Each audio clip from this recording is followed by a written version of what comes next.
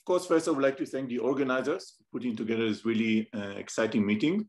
I'm starting to miss those conferences to the COVID-19 restrictions, so it's really fun.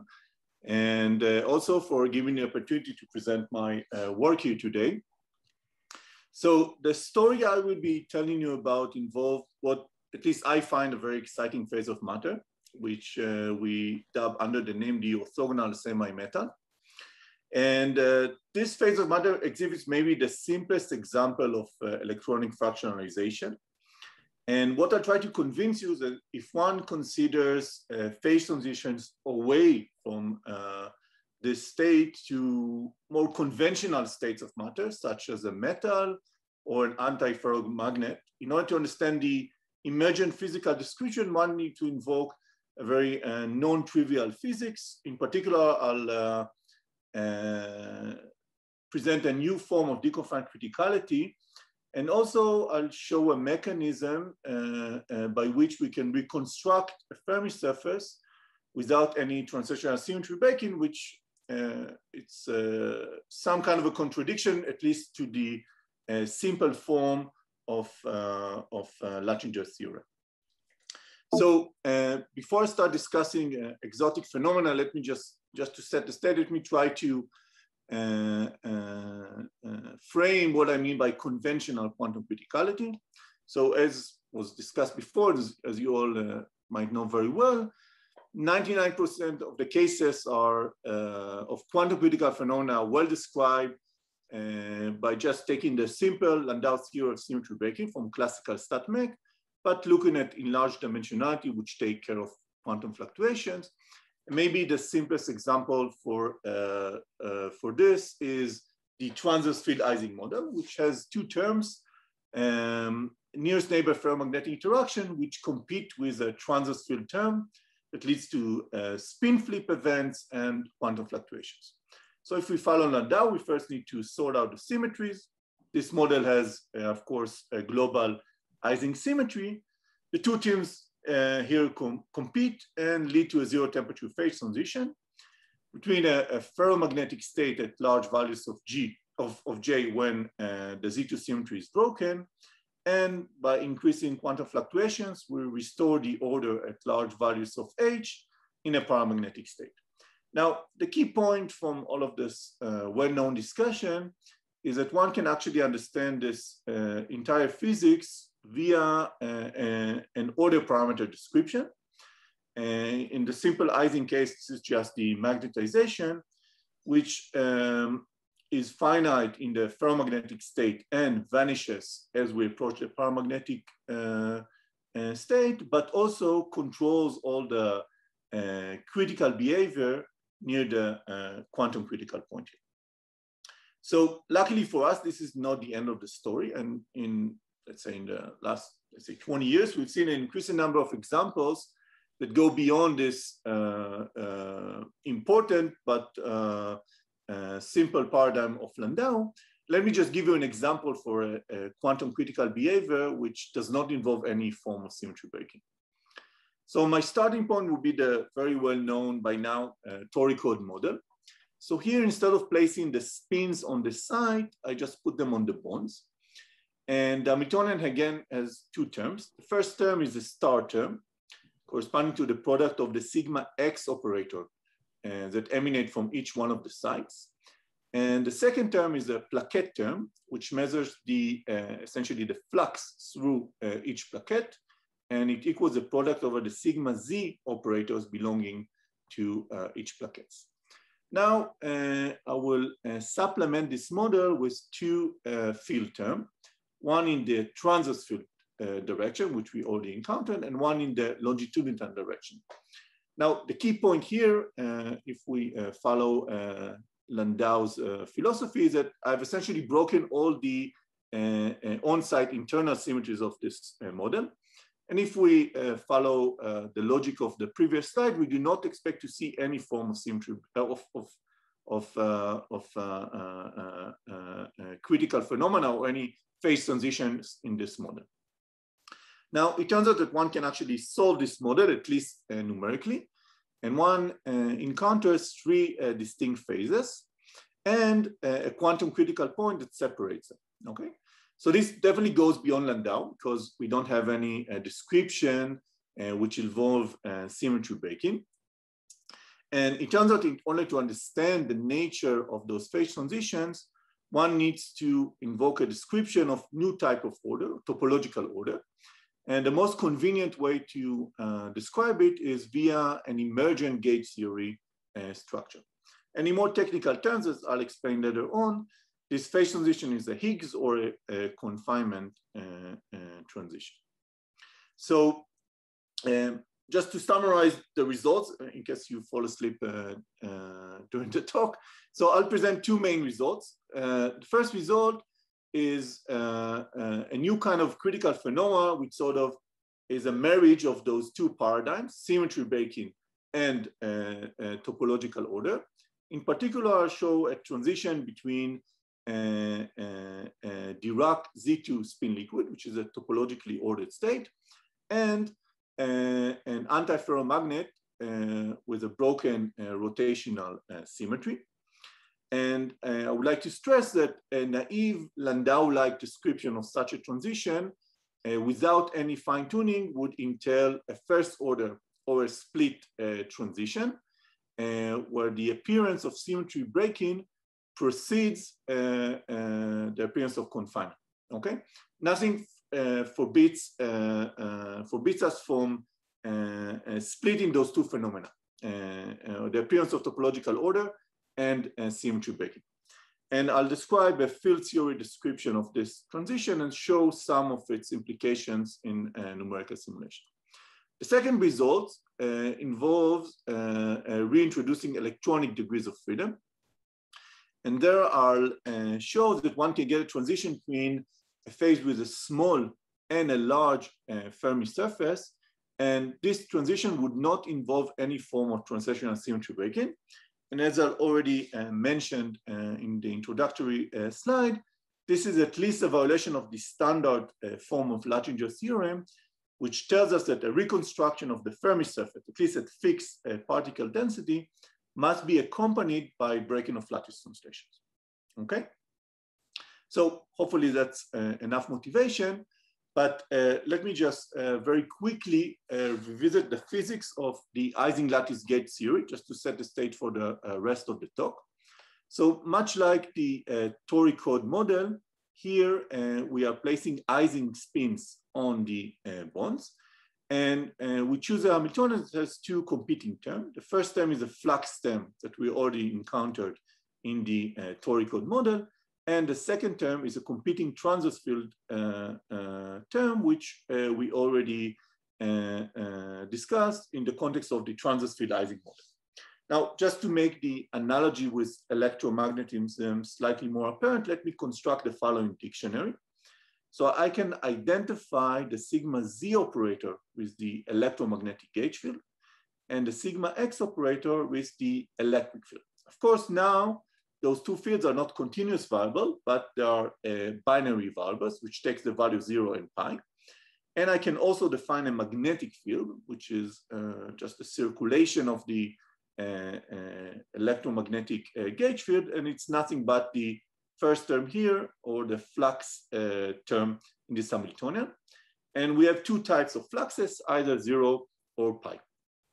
Now, what makes this into a gauge theory is the presence of an infinite number of conserved quantities, okay, which are generated by those on-site operators. Those conserved quantities, physically, they relate to the static background charge configurations of the Icing charge, which can be plus or minus 1 at each side. Now, we need to choose a specific sector of this theory with a pre-described static charge configuration. And in order to do that, we need to invoke an Icing version of Gauss's law. So in the absence of charges or vacuum, we have the following form of Icing-Gauss's law, which restricts the allowed sigma X configurations. But in the presence of matter fields, which will appear later on, we need to take into account the fact that matter fields, they essentially are sources of electric field, and we need to modify the Gauss's law such that now instead of an even number of sigma x lines here, we'll get an odd number, okay? So basically now we roughly understand the rules of the game, hopefully. And let's try to chart the zero temperature phase diagram of the Icing gate theory. So I'm relating here to dimensionality, which is to spatial dimensionality, which is greater than 2. Okay, 1D is kind of special because essentially in 1D you cannot really define a plaquette or a flux. So let's start by looking at the limiting case where the transverse field dominates. So here the ground state is very simple. All the spins would point in the positive x direction. So I'm calling the phase a confined phase. And the reason is that if one introduces two test charges here, denoted by those green crosses, the only way to comply with Icing Gauss's law and pay the minimal energy cost is to connect those two charges with a string of flipped spins. The energetics here tells us that the resulting potential energy grows linearly with the separations of those two charges. And therefore, we'll pay an infinite amount of energy to separate them to infinity. And therefore, I would call this phase a confining phase. Now, with quantum fluctuations in the form of those flux terms, we can essentially kill the string tension and end up with a zero flux state, which would minimize the flux term here. Now the energetic is such that the cost of separating those two charges infinitely apart would be finite, and hence I would call this phase a deconfined phase. Now excitations above this ground state are known as visons, and they correspond to a single spin flip which generates those two fluxes, okay? So the model I've described here does not contain electronic degrees of freedom. So I would like to show you how can you start from a more conventional electronic model and brings to life this Icing gate theory description. So this goes under the name of Orthogonal Fermion. That's a very nice paper by those fellows. And what they describe is maybe the simplest type of electronic factorization that one can conceive. So basically what we do, we take our electron here, denoted by the operator C, and we split it to two parts. The first part is still a fermion, which I will call an orthogonal fermion. And the second entity in the product is an Icing field, okay? So now, by this construction, we automatically introduce a gauge redundancy because I can multiply the F and the tau operator at each side by plus or -1, while leaving all the physical content of this theory intact, okay? Now, I would like to stress that this way of writing my electron is very different from the standard holon and spin-on construction, where we essentially split the spin and the charge degrees of freedom. Here, the orthogonal fermion carries both the spin and the electromagnetic charge. By contrary, the Icing matter field is sort of a neutral object which carries only energy. Okay, so now let's try to build a minimal model for those orthogonal fermions. So our starting point would be the Icing gate theory I introduced before, only considering the Icing gauge field degrees of freedom. And now we'd like to introduce our two matter fields. So the first matter field is an Icing degree of freedom that resides on the sides. And the dynamics of the Icing degree of freedom would be controlled by a transverse field Icing model. But we need to supplement the Icing interaction with a sigma z operator in order to maintain the gauge invariance of this model. The second kind of a matter field that I would like to introduce is an orthogonal fermion that resides again on the sites. And here we have two types of hopping processes that one can consider. The first one is hopping of just the orthogonal fermions themselves. Again, much like the tau matter fields, here we need to supplement the hopping process by some kind of an Icing version of the Parse substitution or sigma z operator, which essentially physically tells us that the sign of the hopping amplitude is determined by the sigma z field. And we can think about a second type of a hopping process, which is also gauge invariant. But this hopping process involves simultaneous hopping of the Icing matter field and the orthogonal fermion. Now, although this may seem like the most complicated term in the Hamiltonian, actually written in terms of the original electrons, this is the simplest term. This is just a nearest neighbor hopping of those electrons. Okay, if you just replace or substitute the slave particle prescription in this term. Now, of course, this model is expected to be highly involved, and analytic treatment might be possible at different limiting cases, but a full solution would involve some numerical computation. And you'd have to trust me that I'll skip this slide just because matter of time, but basically we've managed to construct a quantum Monte Carlo simulation of this model, which is sign problem free, and that's important. This tells us we can get a numerically exact and unbiased solution of the full problem. So now let's try to construct the general phase diagram in the different limiting cases. So first, we'd like to see what happens to the fermions in the confined phase. So in a confined phase, any fractionalized object, like the orthogonal fermion, is very expensive.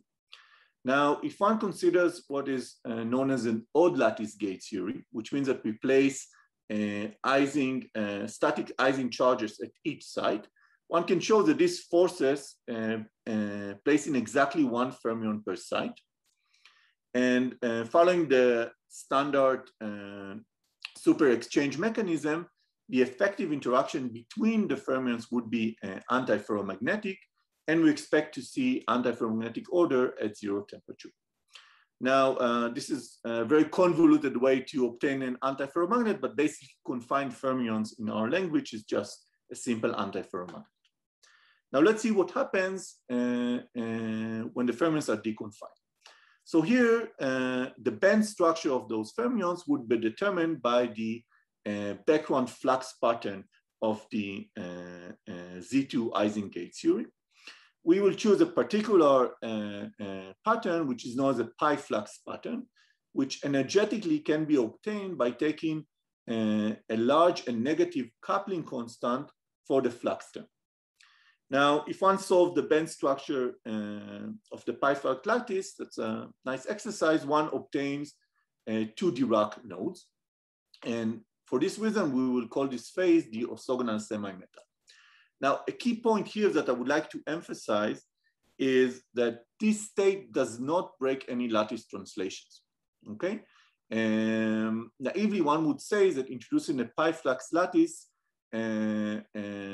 doubles the unit cell, but one can actually show that one can restore translational invariance via a gauge transformation. So this state is actually a projective representation and not a true symmetry breaking.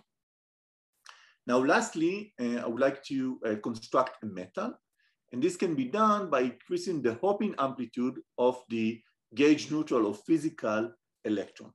So at large values of T, the F electron and the tau Icing field would form a bound state. Okay, and this bound state would just form a simple metallic state.